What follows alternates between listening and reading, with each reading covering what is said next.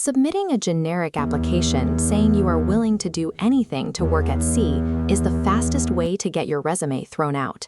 Applicants routinely approach cruise lines as if they are applying to a single giant hotel. They assume that enthusiasm, flexibility, and a desire to travel can substitute for highly specific, specialized experience. A modern cruise ship is a floating city that fractures into 8 rigidly isolated operational silos. You cannot easily cross from one to another. Each operates with its own chain of command, distinct lifestyle reality, and strict entry requirements. Securing a contract means surrendering the idea of reinventing yourself for an oceanic adventure. You have to find the exact operational silo that perfectly matches your existing land-based resume. Food and beverage is the absolute behemoth of the ship.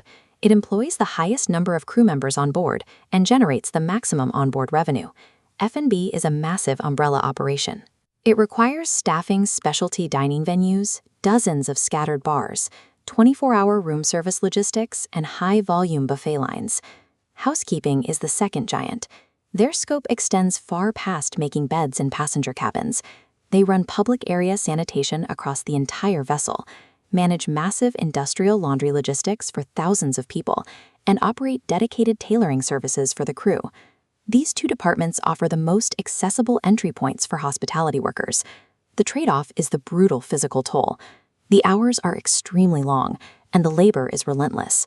The strain peaks on turnaround day, the 12-hour window where the entire vessel simultaneously empties departing passengers and loads thousands of new ones. The compensation for this grueling labor is financial. Cabin stewards and bar servers have access to the highest tip-based earning potential on the vessel, alongside a clear path for rapid upward mobility. General hospitality workers entering these giant silos make a specific exchange. They trade physical comfort and standard working hours for high-volume financial reward. Away from the physical labor of the hotel division is the administrative nerve center, guest services, historically referred to as the purser's department. While it includes the guest-facing front desk, the bulk of this department handles heavy financial tracking, onboard revenue reporting, and strict cost control for the ship's operations.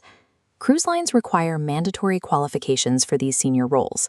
You need a strong accounting background, proven finance experience, and absolute English fluency, often paired with a second language.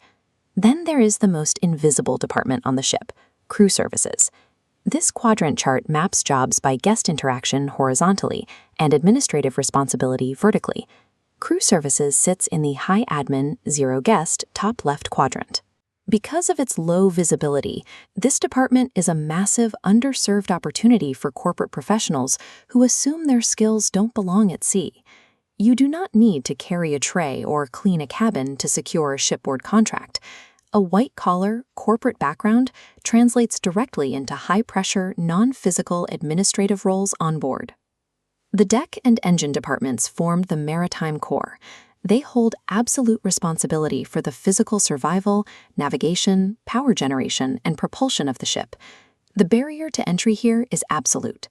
These roles demand formal engineering degrees, maritime licenses, and strict STCW certifications. STCW stands for Standards of Training, Certification, and Watchkeeping, which is the mandatory international safety qualification for professional mariners. There is no side door into these departments.